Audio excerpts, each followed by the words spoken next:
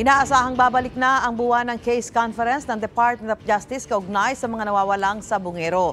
Nakatakda rin pulungin ni Justice Secretary Jesus Crispin Remulla ang pamilya ng mga biktima ngayong bumalik na siya sa trabaho matapos magpagaling sa kanyang sakit.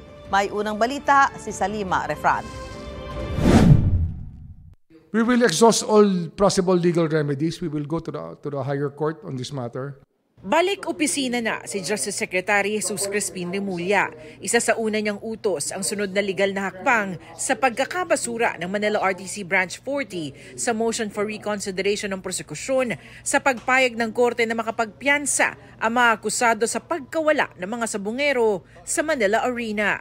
Even just the fact that they hid from the law and did not surrender already shows a point against them, that they should not have been granted bail.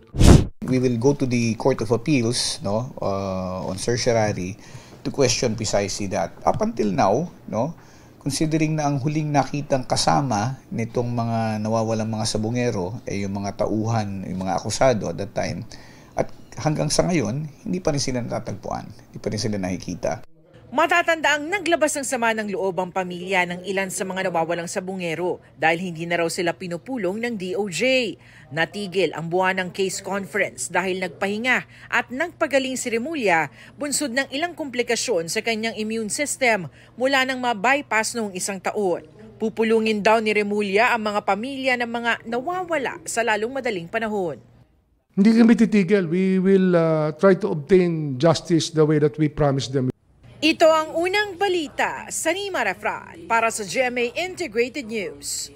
Mga kapuso, para una ka sa mga balita, mag-subscribe sa GMA Integrated News sa YouTube. Sa mga kapuso abroad, subaybayan niyo po kami sa GMA Pinoy TV at sa www.gmanews.tv.